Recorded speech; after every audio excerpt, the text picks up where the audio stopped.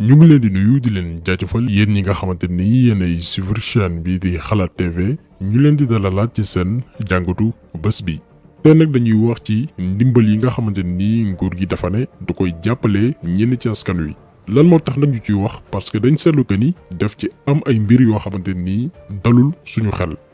jàppoon nañ ni nag bi jàngoro ji di Covid-19 duggee ci suñu biir réew képp koo xamante ni lañ bët ak gëstu anam gi ñu yoree suñu réew moo la taxoon jóg. ku ci nekk ci sa wet lan ne woon sa priorité moo nekkoon sensibiliser sénégalais yi ba ku ci nekk mën a fàggu mucc ci jàngoro ji lépp luy scandale te ñu mosoon ko fee jibal bu lépp jàllee amaana ñu dellu si waat si ndax comme li ko wolof di waxee rek njariñ loo fekkee mais malgré loolu lépp mosuñu woon xalaat ni am na ay sénégalais yu ñuy woowee ay hommes d'affaires en complicité ak nguur gi nga xamante ni moo fi nekk yu am xolu duufal seeni poche ci xaalis gi ñu ne moom la ñuy jegleel sénégalais yi nga xamante ni seen loxo jotul seen ginnaaw.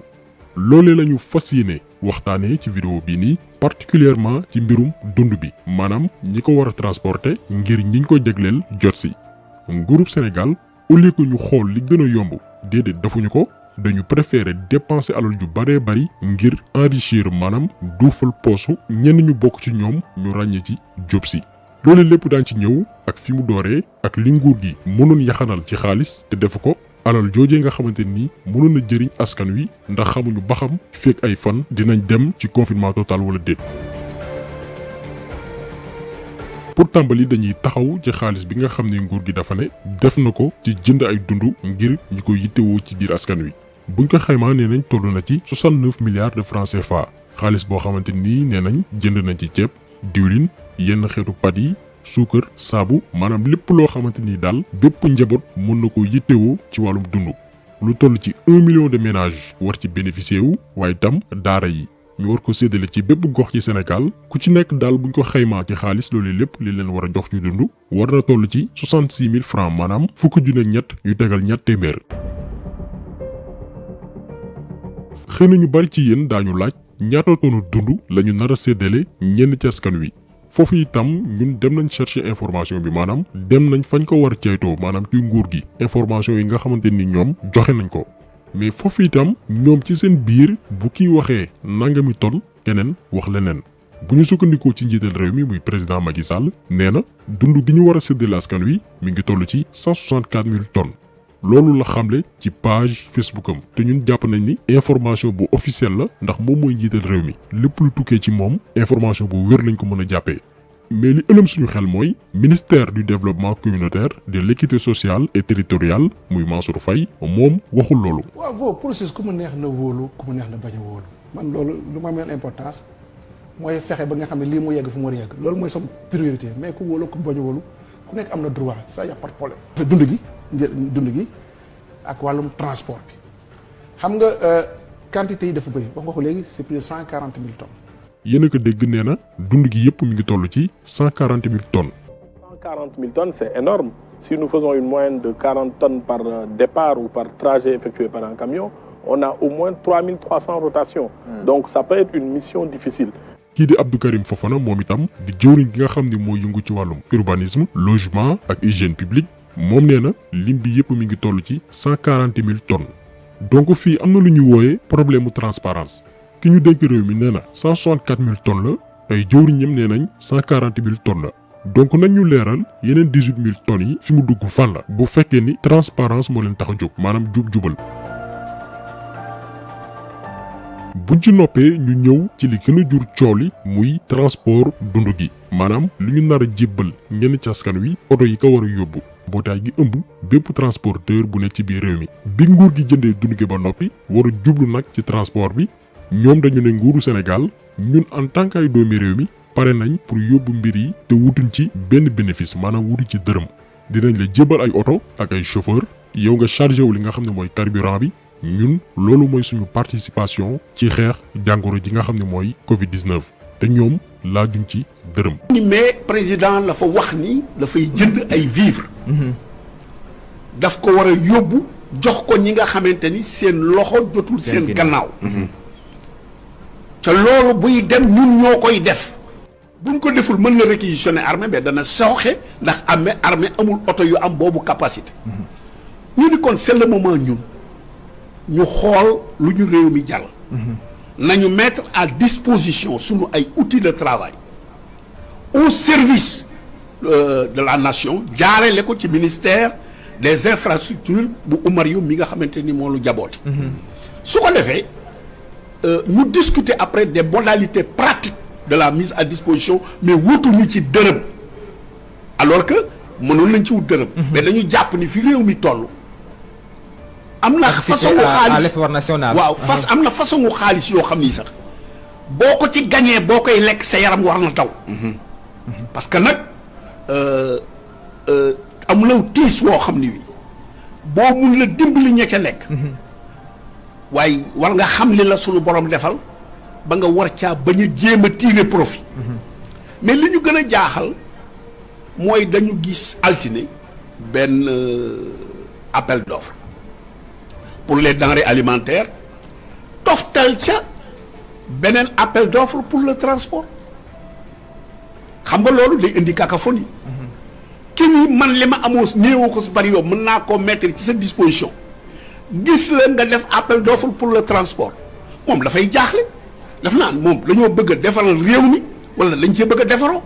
ñoo déggandoo ki nga xam ni mooy Momar Souran di coordonnateur des transporteurs du Sénégal maanaam mbootaay gi ëmb bépp transporteur bu ne ci biir réew mi ñoom ñu ne pare nañ ngir jox nguur gi seeni oto ak seeni chauffeur ngir ñu yóbbu dund gi fépp ci biir réew mi wutuñ ci dërëm. xam ngeen ni ñii ay patriote lañ xam nañ ni seen réew mi ngi ci ay jafe-jafe ñu fas yéene taxawu askan wi ci domaine bi nga xam ni fa la ñuy yëngu mais au lieu que nguuru Macky Sall lëkkaloo transporteurs yi nga xamante ni ñoom laajuñ dërëm ñoom nguuru Macky Sall lancé benn appel d'offre maanaam ñu ne ñoom déedéet dañuy fay. appel d'offre bi moo nekk nii bi ñu ko lancé ñun décidé woon nañ def ci vidéo parce que njortoon nañ ni ñii ñi ngi waajal ay njuuj njaaj maanaam duufal seeni poche ak ñi ñu àndal. mais dañu ne woon nañu xaar tuuti xool ñan lañu nar a jébbal marché bi ci appel d'offre bi ñoom bi ñu def ñuy sàkku prestataire bu ci nekk am lu mu néew 50 camions waaye itam képp koo xamante ni da ngay postuler na nga wax ñaata ngay facturer tonne bu nekk. est-ce que yéen a ngi comprendre yow am nga possibilité yóbbu dund gi fépp ci biir réew mi te doo fay dara transporteurs yi nee nañ la jëndal carburant kese loo xamante ni mënu la coûter lu jege 100 millions ñun daañu la jox oto ak ay chauffeur yow nga lànk ne da ngay def appel d'offre maanaam da ngay fay xel nag du jariñ lu dul xalaat ndekete boobu nguuru Macky Sall dañoo pare woon pour duufal poche ñenn ci seeni alliés yi nekk Benno Bokk Yaakaar kenn ki gañe marché transport dund gi nga xam ni moom la ñu war a jébbal ñenn ci askan wi mooy Demba Diop ñu gën ko xam ci Diop Sy. Monsieur le Président waa Tivaouane ngi nii dañu bëgg rek sa xel dal département Tivaouane laa wax waxuma commune 80% lañ koy gagné te bu ma ko waxee rek ngeen ko gëm ñi fi nekk mag nekku fi ay xale fi nekk ay primo votant ñoo fi nekk ay xale yu ndaw la ñoo fi nekk tey ñoom ñoo jël décision ne à partir de léegi kenn dootul gagné Macky Sall biir Tivaouane. kii mooy Diop Sy di député assemblée nationale jiite benn entreprise bu ñuy woowee UDE maanaam urbaine d'entreprise muy ab société boo xamante nii ñu ngi ko gën a ràññee ci tonni mbalit ci yenn goxaat yi ci biir réew mi waaye itam ci wàllum travaux publics ak transport moom la Macky Sall jox benn ci marché yi maanaam mu transporter dund gi ñu war a jox askan wi moom Diop Sy di ko yàpp ci ay oto mbalit daan ci ñëw ndax suñu borom moo leen weer mais li gën a garaaw mooy nguuru Macky Sall dañoo yaakaaroon ni comme que nee na dafay fay maanaam bëggul lu gratuit amoon nañ possibilité yaxanal xaalisu réew mi ñu ne déedéet du ñu yaxanal dañuy yàq ñu yaakaaroon ni daañu jox marché bi ñu ko yeyoo mais dañ ko jox Diop Sy ci violer li nga xamante ni mooy suñuy loi parce que li ma ta leeral mooy règlement intérieur bu assemblée nationale bokkul ci champ d'habilitation bi te loolu ñi seen xam-xam màcc ci wàllum yoon dëggal nañ ko donte ñu ngi ci état d'urgence donte loi d'habilitation am na maanaam yombal nañ président mu jël yenn ndogal yi te du jaar assemblée nationale mais loolee taxul ñu ñàkk a appliquer règlement intérieur bu assemblée nationale loolu lu mat a leeral la te bu ñu demee ci règlement intérieur bu assemblée nationale boobee ci article 113 alinéa 3 dañuy aaye bépp ndawu réew mi maanaam député bu amee bërëbu liggéeyukaay maanaam entreprise postuler ci ay appel d'offre public parce que li ñuy bañ mooy conflit d'intérêt mais nguuru Macky Sall dafa teggi loolu lépp ngir neexal kenn ci seeni alliés muy Diop Sy maanaam dañu violer loi bi.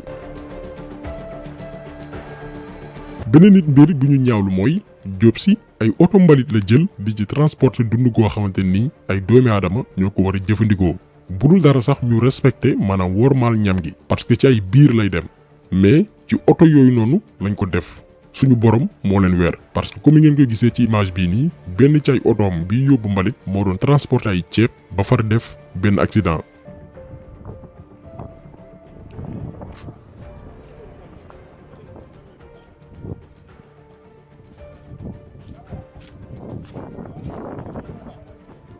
donc yéen a ngi seetlu que nit ñi respecté wuñ sénégalais yi rawatina ñi nga xamante ni nee nañ ñoom la ñuy jébbal ay dund. gis ngeen xeetu oto yi nga xam ne moo du yóbbu dund yi mooy oto Diop Sy yi nga xam ni seen liggéey la ko tax a jóg mooy fépp fa am mbalit ci biir réew mi ñu dem tonni ko maanaam moom normalement remplirul woon li nga xam ne mooy critères yi mais il fallait que mu lekk ci milliards yi muy dégg alors que ci beneen wet amoon na ay transporteurs yoo xamante ni ñoom yor nañ ay camions yor nañ ay oto yoo xamante ni mën nañu yóbbu dund gi fépp ci biir réew mi te ñoom laajuñ dara ñoom nee nañ dañ koy def gratuitement loolu mooy seen contribution. léegi nag ñaata la transport dund googu noonu nar a dikkee nguuru Sénégal ba léegi amu ci lu leer au début déggoon nañ ni 6 milliards la Mansour Faye weddi na ko nee na du yegg sax 3 milliards Diop Sy moom nee na du yegg 1 milliard 800 maanaam du ko passé wala du ko mat mais li wér te wër mooy ba léegi xamuñ ñaata la ñu nar a dikkee maanaam transport dund googu noonu ñaata la ñu nar a coûter ci xaalis ay chiffres prévisionnels la ñu joxe maanaam njëgu négandiku ba léegi dara leeragul. mais bu ñu sukkandikoo ci ñi nga xam ne ñoo yëngu ci wàllum transport ci biir réew mi rawatina ci wàllu transporter dund ñoom nee nañ pour transporter benn tonne dund diggante Dakar ak Bakel wala Dakar ak Kédougou mi ngi la war a coûter 15 000 francs benn tonne bu ci nekk. pour jugee Dakar dem Ziguinchor mi ngi la war a coûter entre 12 000 francs jàpp 13 000 francs tonne bu ci nekk bu fekkee ne nag biir Dakar la tonne bu ci nekk mën na la coûter 3 000 francs bu dee diggante Dakar ak Touba tonne bi mën na la dikkee 6 500 francs. lii ay chiffres la yoo xamante ni yenn ci ay transporteurs ñoo ko joxe te yëngu ci wàllu woowu donc normalement mbir mi warul coûter xaalis bu bari d'autant plus que ñoom nguur gi nee nañ yenn oto yi nga xamante ni armée bi mi ngi koy utiliser dañ ko jëfandikoo pour séddale dund yooyee. ñun nag li ñu jàpp ci mbir mi mooy dañu am lu ñu bett trop lu tax parce que yaakaaroon nañ ni nguur gi li ñuy capable lépp parce que ñoom dañoo sañ def nañ fi ay scandale yu dul jeex. mais jàpp nañ ni seen xol yeggul ci profito ci occasion bu nu mel pour duufal seeni poche wala ñi nga xamante ni ñoo leen jege bi coronavirus bi duggee ci réew mi lañu taxaw ni ñoom bu kenn politiquer mbir mi ku ci nekk sàkku ñu boole suñuy doole xeex ak jàngoro ji nga xamante ni mi ngi suñu biir réew te amaana bu yeggee ci yenn ampleur yi duñ ci mën dara ku ci nekk sa wet ngay bay sa waar pour sensibiliser sénégalais yi. ndekete jamono jooju ñoom la ñu jublu woon ci biir boobee yépp tekk tekkaaral bi lañ ci jublu mooy def lu leen neex te bu ko kenn wax mu am ay sénégalais yoo xamante ni boole nañ seen mën-mën seen alal ay kilifa diine ay chef d'entreprise ba ci sénégalais yi nga xamante nii la ñu am bariwul contribuer joxe la ñu am mu bari wala mu néew ne lii la ñu dimbalee nguur gi ci xeex bi ndekete am na ay homme d'affaires yuy wut lu ñu mën a am ci mbir mi. maanaam ñoom defuñ comme li transporteurs yi def ne nguur gi jox nañ la suñuy oto ak suñuy chauffeur jàppale la ko mais dañoo dem pour gagner ay marché wut lu ñu am ci ndoddu sénégalais yi donc doomi aadama yu mel nii sañ nañoo fekk néew bu dëdd ñu dompat ko amuñu xolu yërmande dossier bi nag ñun daañu ko topp duñ ko bàyyi parce que ñii ku leen bàyyi nag seen sago ñu profité ci période crise bi pour gën a duufal seen i poche gën a remplir seen i compte banque yokk seen am-am te lépp nag ci ndoddu sénégalais yi. ñun xamuñu woon ni coronavirus biir Sénégal am na ñu mu arrangé maanaam am na ñoo xamante ni bëgguñ jàngoro ji génn ci biir réew mi parce que ñu ngi ciy doxal seen business bu baax a baax mais daañu leen topp ba mu sës lépp luñ ci for ci information te ñu gëstu ko te mu leer ñu daañu ko partagé ak yéen donc ñu ngi leen di gërëm di leen jaajëfal di leen dig daje beneen yoon ci beneen jàngat jaa ngeen jëf.